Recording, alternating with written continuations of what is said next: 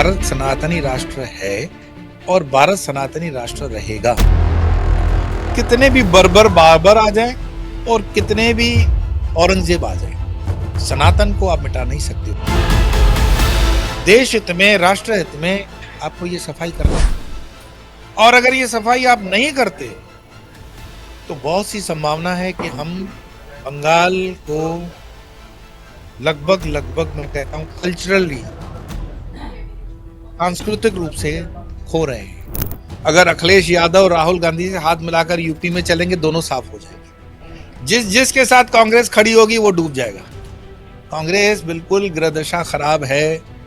जैसे कभी कभार होते हैं ना, कोई आदमी शगुन अपशगुन होता है, तो ज्योतिष विद्या के आधार पर मैं कहूँ अपशगुन है। मैं तो खुले से हमेशा ही बोलता हूँ कि हर मुसलमान आतंकवादी नहीं है, लेकिन हर आतंकवादी मुसलमान क्यों है, इसका जवाब दो। मैं सुप्रीम कोर्ट को कोई भगवान नहीं मानता हूँ, आपके रिकॉर्ड से बोल रहा हूँ। हमारा भगवान है। सुप्रीम कोर्ट को हम टैक्स देते हैं, तब जाके वो सैलरी लेता है। वो जो उन्होंने कहा था ना, कुंभ में नाम लगाने की जरूरत नहीं है, हम नाम देख के जाएंगे जी। और ये इजाजत हमें हमारा संविधान देता है। तो पाकिस्तानी अपने, हम लोग बहुत खुले से बोल देते हैं, पाकिस्तानी अपनी माँ बहन का भी नहीं होता है, उस पर वो भरोसा किया ही नहीं जा सकता। और ऐसी कौम जो अपने माँ बहन की नहीं हुई, वो किसी की क्या होगी? तो उसका मिट जाना तो कुदरत की तरफ से है। हाँ, कुछ समय के लिए उनका अस्तित्व बना, 75-80 साल, बस बहुत हो गया।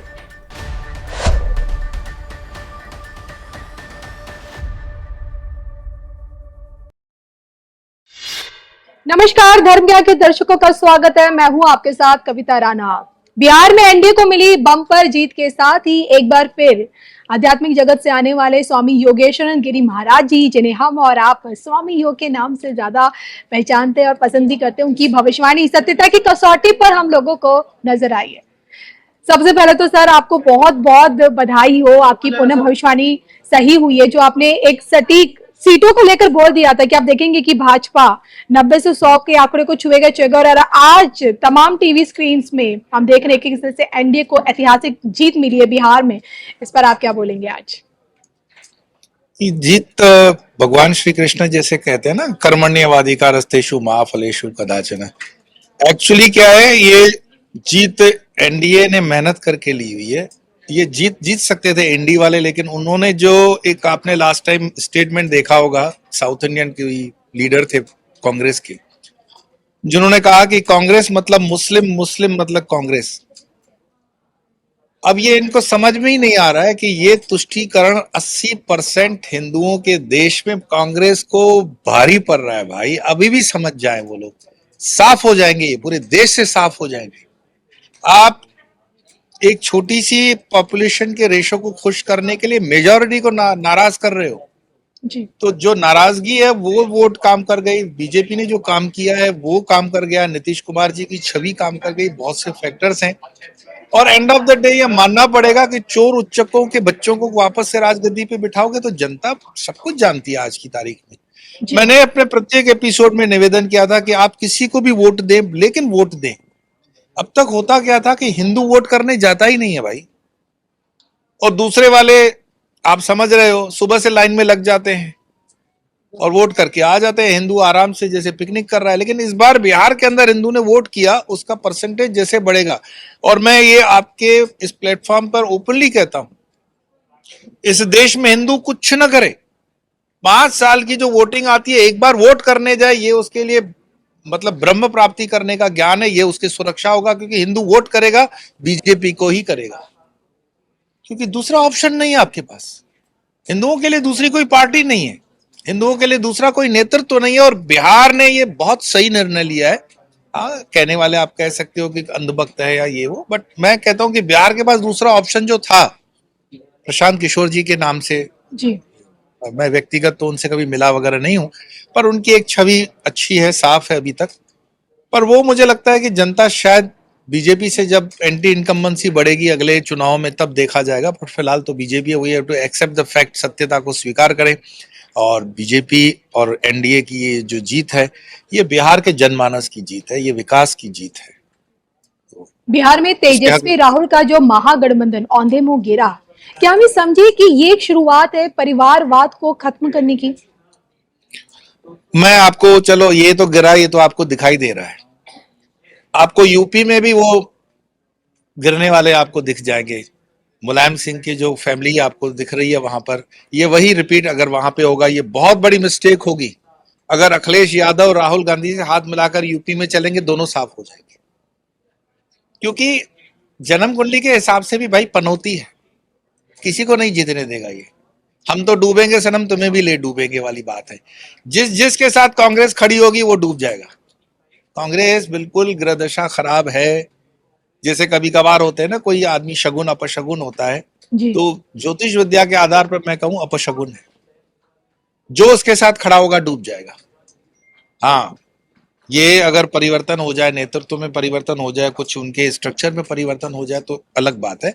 बाकी इस पर्टिकुलर नेतृत्व के साथ आप नहीं चल सकते हो कांग्रेस के। दूसरी बात, कांग्रेस को नीति जिसको कहते हैं ना आमूल चूल परिवर्तन बदलनी पड़ेगी। माइनॉरिटी को अपीजमेंट छोड़ करके समभाव में भी आ जाए। मैं नहीं कहता हूं हिंदुओं को खुश करो, समभाव भी आ जाओ तो भी आप अच्छी खासी टक्कर दे सकते हो। क्योंकि कांग्रेस का कैडर आज भी जिंदा है, मरा नहीं है। जी।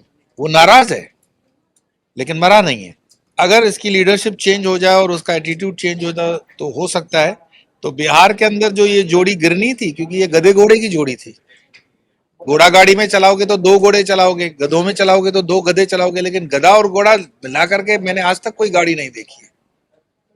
दोनों एक दूसरे के सपोर्टिव कभी थे ही नहीं, हैं भी नहीं, रहेंगे भी नहीं, एक दूसरे को काटने छाटने वाले हैं। यही सेम यूपी में अखिलेश यादव और कांग्रेस का कभी कोई जोड़ी रहा नहीं है वैसे ट्रेडिशनली। जी। ये तो मजबूरी में बीजेपी को नीचे दिखाने के लिए एकजुट हो जाते हैं, पर अंदर अंदर से एक दूसरे को काटा काटी चलती रहती है। इससे मुश्किल है उनका जीतना। और बिहार में तो मतलब हम जानते थे कि एक दूसरे को नहीं जितवा पाएंगे, उल्टा लाइबिलिटी हो गया। हो सकता था बिहार के अंदर कि यादव वोट समीकरण में तेजस्वी आगे निकल जाते, लेकिन राहुल के वजन से वो दब गए, नुकसान पड़ गया उसको। यानी कि आपकी भविष्य मतलब ये आपकी संकेत कहें कि राहुल गांधी का जिसका भी राहुल गांधी का साथ जिस किसी को मिलेगा वो गर्त में ही जाएगा। हालांकि देखिए, मुझे याद है कि यूपी चुनाव में भैया जी और राहुल गांधी दोनों एक साथ लड़े थे और तभी उन्होंने मुक्की खाई थी। अब बिहार में हमने देख लिया है, अब यूपी में अगर भैया जी दोबारा गलती अगर नहीं दोहराते हैं, अखिलेश यादव अकेले भी अगर उतरते हैं यूपी के रणभूमि में चुनावी जंग में, तो तब उनके जीतने की संभावना आपको नजर आती है, वो भी तब जब योगी जी हो यूपी में? नहीं नहीं, अखिलेश जी को एक चीज छोड़नी पड़ेगी। अखिलेश अगर एक पंख पे उड़ रहा है, अखिलेश यादव को अगर थोड़ी सी भी बुद्धि होगी तो वो दो पंख से ही कोई पंछी उड़ सकता है। और वो एक पंख जो उसका है वो है मुस्लिम यादव कॉम्बिनेशन। मुस्लिम्स को अपीजमेंट के लिए वो करेगा और यादवों को अपीजमेंट हार जाएगा। जी। उसको समस्त हिंदू समाज को लेके चलना पड़ेगा। और जो ये हल्के किस्म के स्टेटमेंट करने होते हैं ना राजनीति में, हिंदू विरोधी, इस तरह के छोड़ने पड़ेंगे तो जाकर के हिंदू वोट उसको मिल सकता है। लेकिन फिर भी मैं आपको बताऊं 2027 का, चलो अभी एक और भविष्यवाणी में 1.5 साल पहले कर देता हूं। यूपी के अंदर भी आप योगी जी को हरा नहीं सकते, क्योंकि समीकरण बिल्कुल, जनता जागरूक है, यहाँ का जनमानस जागरूक है, सनातन जागरूक है, और सनातनी जितने हैं वो अब जागरूक हो चुके हैं। जी। तो डिफिकल्ट है ये। अगर देखा जाए तो देखिए, रिजल्ट में जो बातें सामने आई है कि बिहार चुनाव में जिन जिन सीटों पर योगी आदित्यनाथ जी ने भाजपा के लिए प्रचार प्रसार किया, वो सीटें तमाम अधिकतर भाजपा के पाले में ही जीती हैं। और देखा जाए तो भाजपा ने 90 सीटें जो हो रही है, जीत रही है, जो वो उसको आगे है लेकर मैं लीड आपसे में। जानना चाहती हूँ कि योगी आदित्यनाथ के भविष्य को लेकर आप क्या कहते हैं? ये मैं सिर्फ तो एक बहुत शुरुआत है? स्पष्ट मैं बहुत स्पष्ट हूं। आपने देखा होगा 2025 के साथ किसका होगा विनाश, मेरी प्रिडिक्शन है, या मैं पहले भी कह चुका हूं। एक बहुत मजबूत दावेदारी है योगी आदित्यनाथ जी की प्रधानमंत्री पद के लिए। जी। मैं ये नहीं कह रहा हूं कि मोदी जी जा रहे हैं और योगी जी आ रहे हैं, लेकिन योगी जी ने जिस तरह से अपने आप को क्षितिज पर उभार किया है, मतलब देश की राजनीति में जिस तरह से ऊपर उठे हैं, जिस तरह से यूपी को उन्होंने अंतरराष्ट्रीय ख्याति दिलवाई है। आपने पिछले दिनों देखा, वर्ल्ड बैंक से भी कई लोगों ने अप्रिशिएट किया कि यूपी का बहुत बड़ा अच्छा विकास हुआ है। क्राइम लेवल बहुत ना के बराबर मतलब अब रह गया है। एडमिनिस्ट्रेटिव जो उसमें लूफहोल्स हुआ करते थे। यूपी एक इतना बड़ा राज्य है कि दुनिया का 5वां मुल्क बन सकता है पॉपुलेशन और इसके साइज के हिसाब से। उस स्टेट को चलाना मतलब दुनिया का 5वां देश चलाना, ये अपने आप में बहुत बड़ी काबिलियत है। तो वो 5वां मुल्क जब देश का स्टेट है हमारे इस देश का, उसका प्रधानमंत्री तो काबिल होगा ही। और एक काबिल प्रधानमंत्री बनने के लिए जिसको एडमिनिस्ट्रेटिव एक्सपीरियंस हो, प्रशासनिक experience as a chief minister, वो योगी आदित्यनाथ है। और मुझे लगता है कि आने वाले दिनों के अंदर ये जब भी चर्चा होगी तो उसमें प्रबल दावेदारी, हालांकि राजनीति में कुछ कहते हैं ना अनप्रेडिक्टेबल होता है। अमित शाह जी भी उतने ही सीनियर मोस्ट हैं और हमारे तो गुजरात से पढ़ते हैं तो एक पारिवारिक मतलब लगाव होता है उनसे। पर जो मैं निष्पक्ष होकर के देश की हवा देख रहा हूँ, देश के लोगों का रुझान देख रहा हूँ, उसमें योगी आदित्यनाथ की जो छवि है, एक कड़क प्रशासनिक जो व्यक्ति होता है, बाबा बुलडोजर नाम दिया गया उनको, अनर्थ के खिलाफ, अधर्म के खिलाफ, अन्याय के खिलाफ खड़े होकर के निष्पक्ष होकर के काम करना। आपने देखा सुप्रीम कोर्ट जैसे हमेशा की तरह जुडिशरी करती रहती है, मानव अधिकार ये वो, तो कहाँ भाई, जब अन्याय होता है, जब चीजों में क्राइम होता है तो सुप्रीम कोर्ट उस वक्त आंख मूंद करके बैठ जाती है और फिर वहीं से बैठे बैठे एसी चैम्बर में बैठे ऑर्डर कर लो। नहीं, बहुत अंटशंट कभी स्टेटमेंट आ जाते हैं कि घर बनाना बड़ा मुश्किल है, घर तोड़ना नहीं चाहिए, तो आपके घरों के सामने घर बनवा दें। हमारे टैक्स पेयर के पैसे से राष्ट्रपति हो चाहे प्रधानमंत्री हो या जुडिशरी के जजेस हो, पगार तो हम ही दे रहे हैं। तो तुम हमारी सुरक्षा में काम करोगे या जो माइग्रेंट है बांग्लादेशी या दूसरे विदेशी, उनके लिए काम करने के लिए आए हो? जनता जाग चुकी है, मैं बता रहा हूं, जनता पूरी तरह से जाग चुकी है। पर यहाँ पे हल्कापन नहीं करेगा, हिंदू या मेजोरिटी में है। जो चीज जिसको हम बोलते हैं ना वो जेनजी आंदोलन वगैरह, बांग्लादेश में हुआ, पाकिस्तान या दूसरे देशों में, इस देश में अगर आंदोलन हुआ तो मेजोरिटी अगर आंदोलन करेगा तो यह गंद और फफूंद को बाहर कर देगा। हम ऐसे लोग नहीं है कि हिंदू की जो डिस्ट्रक्टिव मेंटेलिटी की हो, नहीं, हिंदू का भी डिस्ट्रक्टिव मेंटेलिटी का नहीं रहा, कंस्ट्रक्टिव मेंटेलिटी का रहा है। पर हिंदुओं के ऊपर जो पिछले कई सालों का अन्याय हुआ है, अलग अलग कॉर्नर से, एडमिनिस्ट्रेटिव हो या जुडिशरी हो, वो जाग चुका है अभी। तो उसमें योगी आदित्यनाथ ने जो ठोस खड़े होकर के जवाब दिया, जुडिशरी का ऑर्डर क्या है वो तो ठीक है, लेकिन उसका तोड़ भी निकाल करके काम तो करके ही दिखाया। आज देश को ऐसे नेतृत्व की आवश्यकता है। हमारे गृह मंत्री बिल्कुल आयरन मैन है। मुझे लगता है सरदार वल्लभ भाई पटेल के बाद अगर कोई इतना कर्मठ कोई होम मिनिस्टर है तो अमित शाह जी हैं। लेकिन जनता जनार्दन जो मैंने बताया ना कि जो बहुत एक फ्लो के साथ स्वीकार्य बनते हैं, वो योगी आदित्यनाथ है। हालांकि दोनों योद्धा हैं अपने आप में, दोनों मातंड है, दोनों ही देश प्रेमी है, दोनों ही राष्ट्रभक्त है, इसमें कोई शक नहीं है। फिर एक जन्म कुंडली वाला फैक्टर आता है, तो वो फैक्टर योगी आदित्यनाथ को फेवरेबल है। फिर एक बैकग्राउंड भी आता है कि वो त्यागी और वैरागी हैं, तो जनता का सहज उस पर विश्वास आता है। तो ये थोड़े से फैक्टर जो होते हैं प्लस माइनस 1-1 करके, बाकी लास्ट में तो देखो अनंत के उसमें क्या लिखा हुआ है ये तो अनंत ही जानता है, हम कोई परमात्मा तो नहीं है। हम वो बता रहते हैं कि जो दिख रहा है और गणित बता रही है, बाकी परिवर्तन जीवन का नियम है। और शायद अब आपने अपनी इसी गणित के आधार पर हमेशा से भविष्य में प्रधानमंत्री को, मोदी जी को राष्ट्रपति की तरफ और योगी जी को प्रधानमंत्री की तरफ बढ़ते हुए देखा है। बहरहाल आपने देखिए अपने हर वीडियो में इस बात पर जोर दी है और चिंता भी जाहिर किया है कि हम हिंदुओं को जागने की जरूरत है।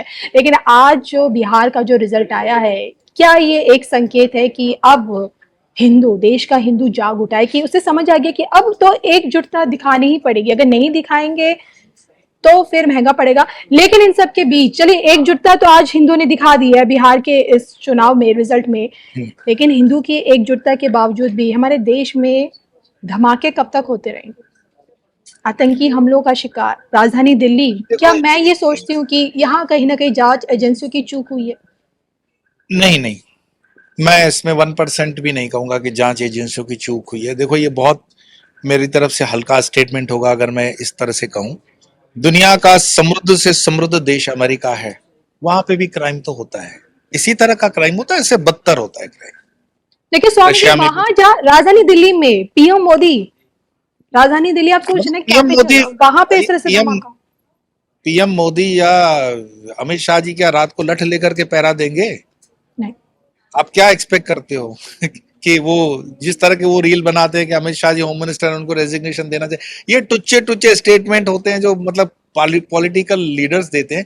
मुझे बताओ कि अगर होम मिनिस्टर की जवाबदारी हम स्थापित करते हैं, ये जो पूरा कांड हुआ है वो कांड बाहर से तो बाहर से जो होगा तब होगा, लेकिन केमिकल तो अंदर हमने tax payer, Hindu tax payer ने अपने पैसे से उनको पढ़ाया लिखाया, डॉक्टर बनाया।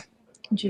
तो डॉक्टर बनाया कि इंसान बनकर के, जो आप मुसलमान हो तो मुसलमान बनकर के, शरीफ मुसलमान बनकर के देश के अंदर आप डॉक्टर की प्रैक्टिस करोगे, या इस तरह के केमिकल बना करके विध्वंसकारी बनोगे?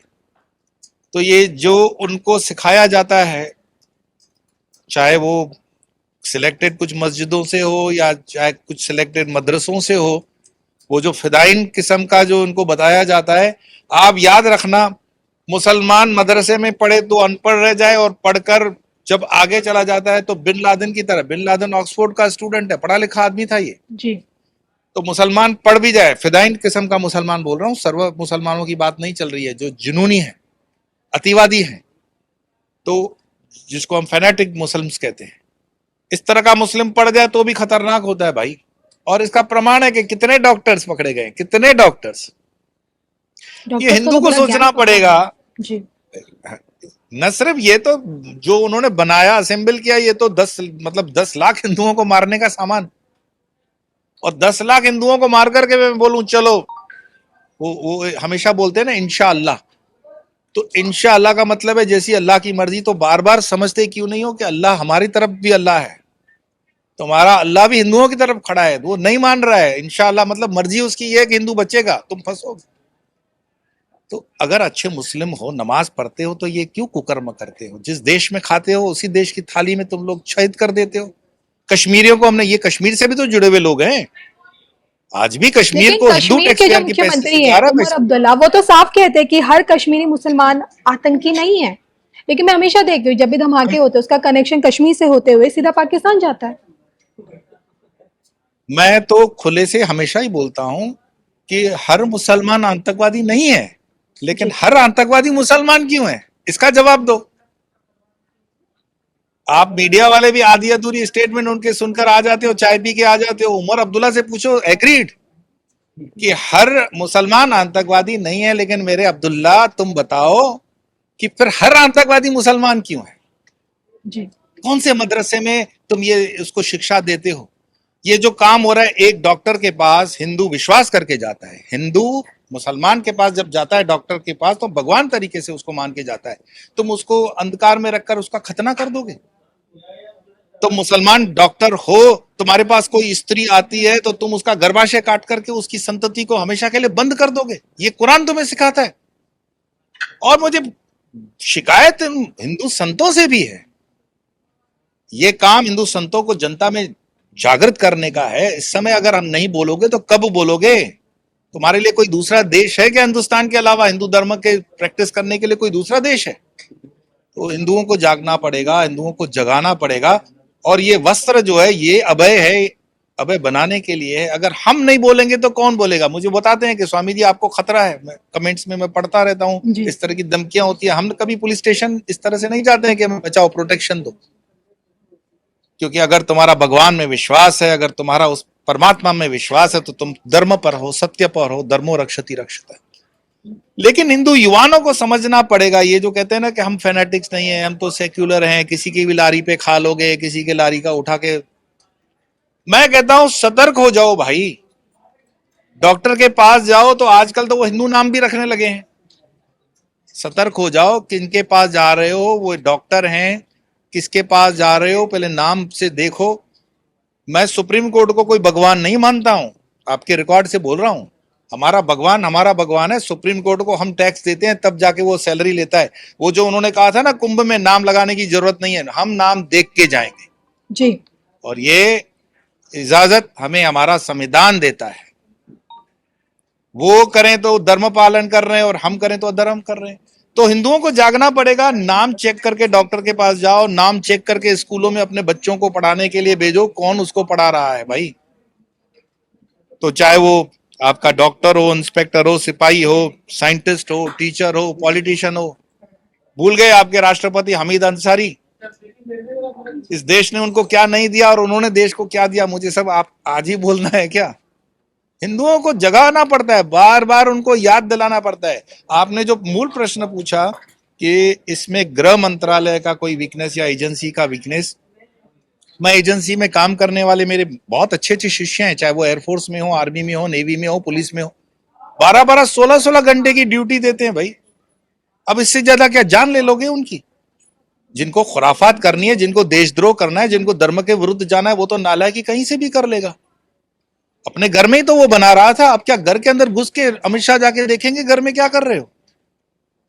तो थोड़ा सा हमारे अंदर विवेक होना चाहिए। ऐसे हल्की स्टेटमेंट करना पॉलिटिशियन को भी शोभा नहीं देता, और ये कारण है कांग्रेस के हारने का। हिंदू तो जानता है, आपके पिछले 10 सालों के अंदर ऐसी कितनी वारदातें हुई है। 2014 में हमारे प्रधानमंत्री मोदी जी ने भागदौड़ ली इस देश की, और एक दो बार जो भी घटना हुई उसका जवाब आपने देखा कैसे जाकर के ऑपरेशन सिंदूर में देकर के आ गए। मैं आपकी बात ये मानती हूँ कि मोदी जी के सत्ता में आने के बाद ये पहली दफा है जब दिल्ली में इस तरह से धमाका हुआ है। अब देखिए, धमाका हुआ है, लोगों ने अपनों को खोया है। नेपाल से तो मोदी जी ने ऐलान कर दिया कि एक्शन होगा। बिहार का रिजल्ट भी आ चुका है, वोट सेरेमनी भी हो जाएगी, नीतीश जी का भी राज तिलक हो जाएगा। लेकिन जिन्होंने अपनों को खोया है वो बदला कब लिया जाएगा? आपको क्या लगता है, जो दिल्ली में जो ब्लास्ट हुआ है, क्या इसका कुछ देखने को मिलेगा? जब ऑपरेशन सिंदूर सब लोग कह रहे थे खत्म हो गया, तब भी मैंने कहा था ये अर्धविराम है। एक बार नहीं 50 बार, तब पढ़े लिखे लोग कहते थे। मैं कहता हूं इसकी जांच की, अगर आपने अपडेट लिए, आप तो न्यूज चैनल के से जुड़े हुए लोग हो, इसके तार जुड़ रहे हैं सीधे सीधे पाकिस्तान और तुर्की से। जी हम लोग गुजराती में बोलते हैं कि इसको बड़ी चूल आ रही है, बंदर को खुजली आती है ना, तो इनको बड़ी चूल आ रही है। ये तुर्की और पाकिस्तान, ये इस्लाम जगत के बड़े खलीफा बनने निकले हैं, और इनकी आंख में भारत का विकास और भारत खूंच रहा है। कोई भी डायरेक्ट जो अटैक होता है ना, आप डायरेक्ट अटैक ना करते हुए आतंकवाद का सहारा लेकर के ब्रेन वॉश करके इन पढ़े लिखों को कर लेते हो। तो इसमें ऑपरेशन सिंदूर से मैं इसको जोड़ रहा हूं, मंगल की महादशा से जोड़ रहा हूं। इस पर कई वीडियोज हैं, मैं रिपीट नहीं करूंगा। ये समीकरण ऑपरेशन सिंदूर को कंटिन्यू करवा देगा। अगर पाकिस्तान के ये टुच्चे टुच्चे नेता हिमाकत करेंगे बोलने करने में भी, इस बार भारत की तरफ से जो अगर शुरुआत होती है तो ट्रंप वगैरह को भी मतलब जो है ना क्रेडिट लेने का सपना भी नहीं आएगा, क्योंकि सीधी सीधी दिख रही है, बातें जुड़ रही हैं। मरने वाला तुर्की विजिट करता है, मरने वाला उसमें पाकिस्तान विजिट करता है। मुझे एक बात बताओ, जैसे वो अब्दुल्ला बोलते हैं कश्मीर के कि सारे मुसलमान आतंकवादी नहीं होते हैं, मेरा प्रश्न है फिर सारे आतंकवादी मुसलमान क्यों होते हैं? और दूसरा प्रश्न उसमें जोड़ दो कि मरने से पहले ये फिदाइन मुसलमानों के पासपोर्ट पर पाकिस्तान और तुर्की क्यों मिलता है? तो इसका जवाब कौन देगा? जो अच्छे 80% मुसलमान हैं उनको ये 20% की गंद मुसलमान को खुद ही दूर करना पड़ेगा। और अगर वो समय सर इस कदम को नहीं समझाते हैं तो कानून अपना काम कर रहे हैं, हमारा कानून में विश्वास है। हमने जिस सरकार को चुना है वो काम कर रही है, और हमें हमारे नेताओं पर, हमारी पार्टी पर, हमारे प्रशासन पर पूरा विश्वास होना चाहिए। अमित शाह जी जो कर रहे हैं बहुत बढ़िया काम है, होम मिनिस्ट्री बहुत बढ़िया काम कर रही है, एजेंसियां बहुत शानदार काम कर रही है। बहुत कम समय के अंदर आरोपी अपराधी जो भी है वो पकड़े जा रहे हैं, इससे ज्यादा और क्या चाहिए?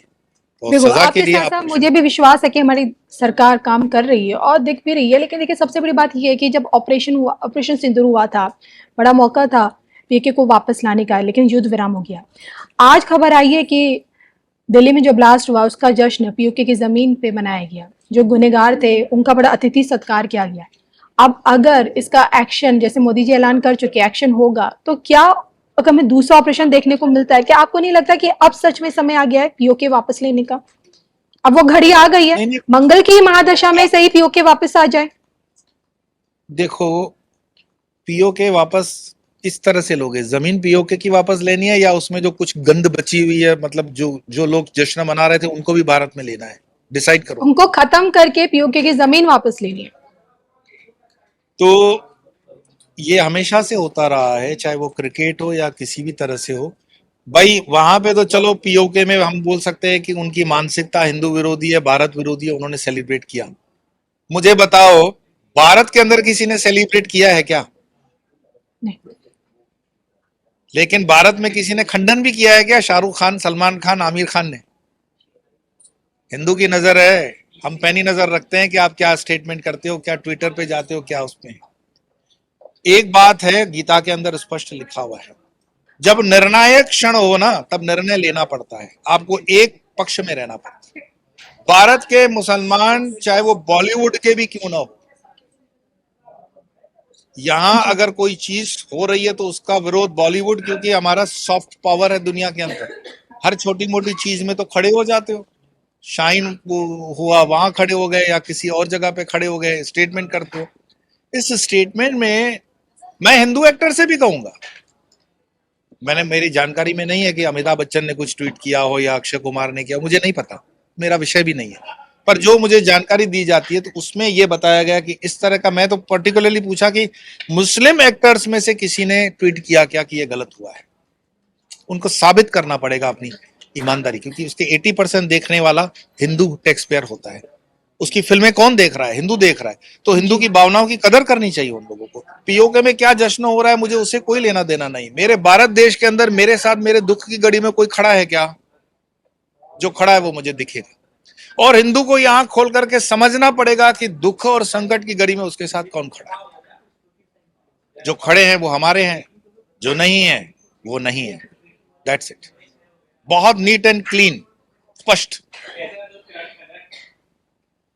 बिहार का रिजल्ट, वो एनडीए की वापसी, दूसरी तरफ राजधानी दिल्ली से सीधा वृंदावन तक सनातन एकता वाली यात्रा आप जानते ही धीरेन्द्र शास्त्री जी ने निकाली हुई है।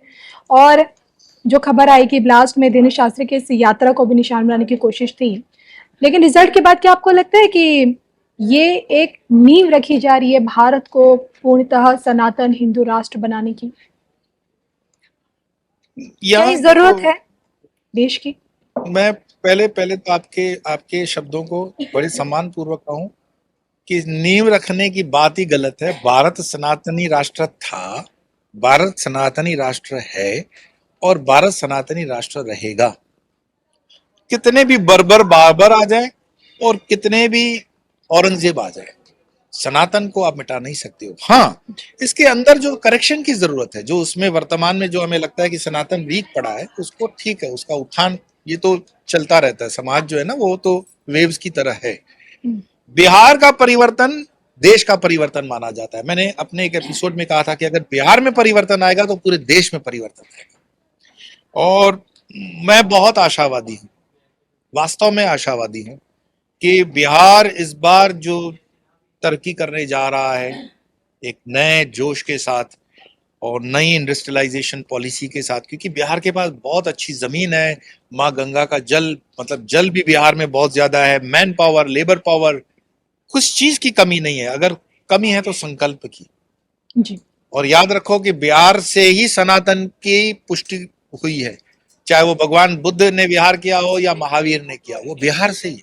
जी तो जो क्रांति बिहार में हो गई इस चुनाव परिणाम के माध्यम से, ये संकेत भारत के लिए बहुत अच्छा है। अगर आपको याद हो 2014 में जब विजय का रथ रुक नहीं रहा था मोदी जी का, तब बिहार में उस समय बीजेपी हारी थी, तो पाकिस्तान ने कहा था कि बिहार ने रथ रोक लिया। और दूसरा, इसको मैं जोड़ के बताऊं, जब राम राज्य की स्थापना करने के लिए राम मंदिर में जब रथ चल रहा था, तो अडवाणी जी के रथ को बिहार में लालू ने कुकर्म करके रोकता, जी और वो रथ रोकने से भारतीय जनता पार्टी का बहुत फायदा हो गया। तो बिहार के हर कृत्य का एक कॉस्मिक डिजाइन से मैं जोड़ करके देखता हूं, आपको अनेकों उदाहरण दे सकता हूं कि बिहार में जो होता है वो राष्ट्र के लिए बहुत इंपॉर्टेंट है। तो अब जो बिहार में ये चुनाव के परिणाम आप देख रहे हो, या बिहार के अंदर ये जो परिवर्तन देख रहे हो, ये राष्ट्र के लिए शुभ संकेत है, बहुत अच्छा संकेत है। और यही बिहार का संकेत रिफ्लेक्ट होगा यूपी के ऊपर। तो आने वाले जितने भी इलेक्शंस वगैरह है, वेस्ट बंगाल है, ये है वो है, इस पर बहुत इसका असर होगा। और सनातनियों का मनोबल वास्तव में इससे ऊंचा तो आना ही था, आना ही है, और इससे सनातन और मजबूत होगा। सनातन की नींव तो मैं नहीं कहूंगा, नींव तो उसको कौन हिला सकता है, हम तो अपौरुषीय हैं। हम व्यक्ति विशेष धर्म के नहीं है कि व्यक्ति के ऊपर धर्म रहेगा, कि जीसस का बाइबल पढ़ेगा तो जीसस होगा, तो क्रिश्चियनिटी होगी, या इस्लाम का नबी होगा तो होगा। हम वेदों के, सनातन जो है वो वेदों के ऊपर आधारित है, अपौरुषीय है। तो बिहार की ये रिजल्ट सनातन के लिए बहुत खुशखबरी है। चलिए, ये तो बात हुई बिहार की। अब मैं चलूंगी अफगानिस्तान की तालिबान सरकार को लेकर, मैं बात करूंगी बलूचिस्तान को लेकर।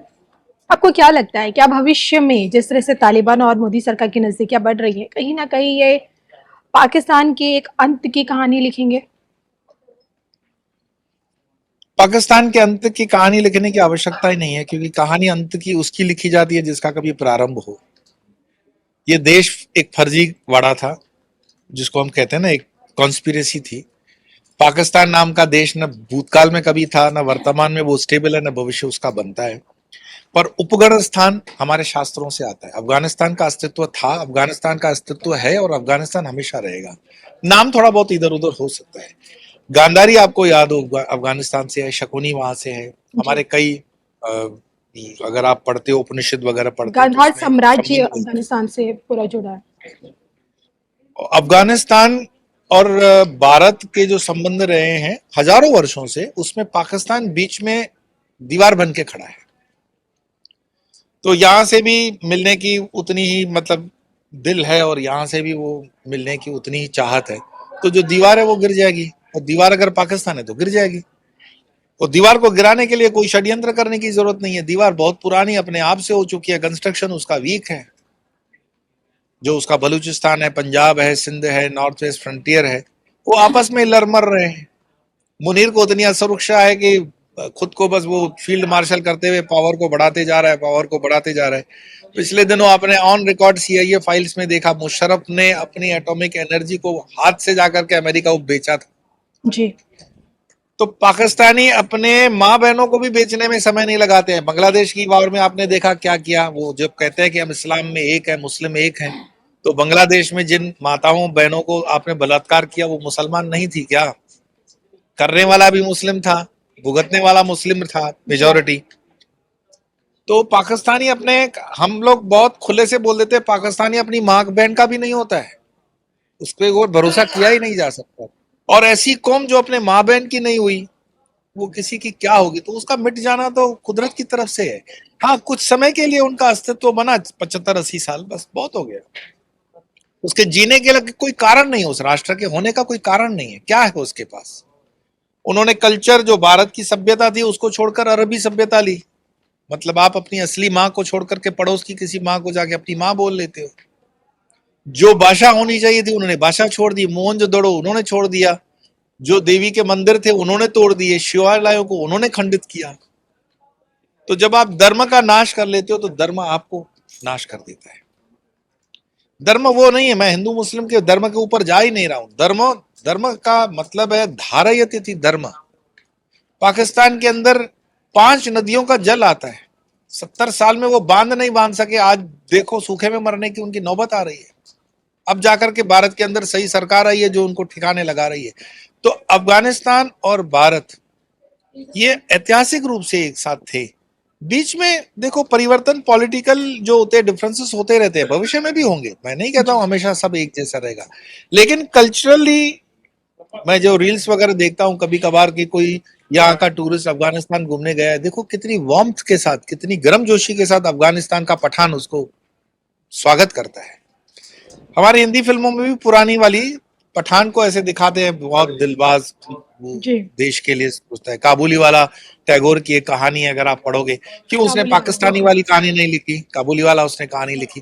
पाकिस्तान का कोई वजूद है नहीं, ये फफूंद है इस्लाम की।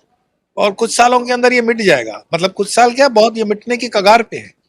इसमें जो अब थोड़ा बहुत बचे हुए हैं, वो इसीलिए बचे हुए हैं कि जो वहां पर वर्ग शोषित हो रहा है, शोषण जिसका हो रहा है, उसके कंधों पे वो खड़े हैं। जिस दिन वो गरीब लोग भी मर जाएंगे, तो ये अपने आप उठे हुए कंधों पे लोग कीचड़ में दब के मर जाएंगे। जी। पाकिस्तान का अस्तित्व खत्म हो जाएगा, आपस की सिविल वार में वो खत्म हो जाएगा। उसको मारने की आवश्यकता ही नहीं पड़ेगी। तो चलिए, आपने यहाँ अफगानिस्तान से तो हमारे, पाकिस्तान के अंत की तस्वीर हमें दिखा दी है, लेकिन आपने का एक वीडियो जिसमें आपने मोदी की महादशा, मंगल की दशा और युद्ध के बारे में बताया, लेकिन आपने वीडियो में बोला कि युद्ध देश की जरूरत है। क्या सच में ऐसा है? क्योंकि जब आप युद्ध की बात करते हैं तो लोगों के मन में बहुत सवाल होते हैं, युद्ध किससे? पाकिस्तान से, चाइना से, बांग्लादेश से, या ये युद्ध एक तृतीय विश्व युद्ध का रूप लेगा? नहीं, वैसे युद्ध जो है मनुष्य के इतिहास में पूरे दुनिया के अंदर अगर आप गिनती करोगे तो एवरेज हर दूसरे दिन में विश्व में कहीं ना कहीं मनुष्य युद्ध कर रहा है। जी हजारों वर्षों से हम युद्ध ही कर रहे हैं। मनुष्य का स्वभाव है युद्ध। अब आप मुझे इसे कह सकते हो कि मैं हिंसात्मक बातें कर रहा हूं, अहिंसा का मैं पुजारी नहीं हूं। मुझे मनुष्य के जीवन में पूरे दुनिया में अहिंसा का कोई दौर बताओ जब दुनिया में पूरी शांति, कभी युद्ध नहीं हुआ। ऐसा एक साल बता दो, ऐसा रहा ही नहीं है कभी। हाँ, यहां युद्ध नहीं होगा तो अड़ोस पड़ोस में युद्ध होगा। भारत अपने दर्शन और अपने धर्म के कारण इस युद्ध को टालता रहा है, चाहे वो बुद्ध की वजह से हो, चाहे वो महावीर की वजह से हो, वो जो भी कारण रहा हो। लेकिन युद्ध मनुष्य का स्वभाव, भारत से ज्यादा यूरोप और अमेरिका का उनका व्यापार है। हथियार बनाते हैं, हथियार बेचते हैं, इसीलिए युद्ध होती है। युद्ध के लिए अस्त्र शस्त्र चाहिए। अस्त्र शस्त्र कौन बना रहा है? एडवांस वर्जन के अस्त्र शस्त्र कौन बना रहा है? तो बना रहा है क्रिश्चियन लॉबी और ज्यूज लॉबी। इस्लाम कोई बना रहा है हथियार? इस्लाम तो हथियार यूज कर रहा है एक दूसरे के खिलाफ, औरों के खिलाफ। भाई मुझे ये बताओ कि जो भी मुस्लिम टेररिस्ट पकड़े जाते हैं उनके हाथ में जो हथियार होता है वो किसी अरब कंट्री का थोड़ी होता है, जी वो तो अंग्रेज के कंट्री का होता है। पर उनको ये समझ देने के लिए कि तुम इस्तेमाल हो रहे हो, मूर्ख बन रहे हो, लौट आओ, अपने स्व के केंद्र पे लौट आओ। ये हिंदू के लौटने की संभावना बहुत ज्यादा है, क्योंकि हमारा धर्म जो है वो गहरा है, हजारों लाखों वर्षों की तपस्या उसमें है, निहित है। हमारा कंसेप्चुअल क्लैरिटी है। हम जिहाद शब्द का अर्थ उनको समझा सकते हैं, वो स्वयं जी का लिखा हुआ जिहाद नहीं समझ सकते, जी है ना। तो कुल मिलाकर के मुझे लगता है कि आपने जो कहा कि ये युद्ध युद्ध एक शुद्धिकरण होता है। युद्ध यज्ञ क्या है? जो यज्ञ हो रहा है उसमें आप स्वाहा कर रहे हो, तो स्वाहा जब कर ही रहे हो तो स्वाहा कर रहे हो, तो उसके बाद उसका कोई रिटर्न आता है क्या? कोई चीज मान लो कि आपने फल डाल दिए, फूल डाल दिए यज्ञ में, स्वाहों में तिल डाल दिए, वो रिटर्न क्या आता है? उसकी भस्म हो क्या? जी बिल्कुल पॉजिटिवनेस उसका तत्व है। तो युद्ध जो है वो साफ सफाई है परमात्मा के द्वारा। तो उसमें जो काले चक्र के अंदर अशुद्ध तत्व जुड़े हुए हैं, जिनको मरना निश्चित है, इसको जगह को खाली करना है, वो चले जाते हैं और काल अपने चक्र के साथ खेलता हुआ आगे बढ़ जाता है। तो अगर युद्ध इतना बुरा होता तो कृष्ण युद्ध करवाते ही नहीं। महाभारत का पूरा युद्ध कृष्ण चाहे तो एक सेकंड में बोल देते तथास्तु, युद्ध समाप्त होता। पर युद्ध एक सफाई का भी कारण बनता है।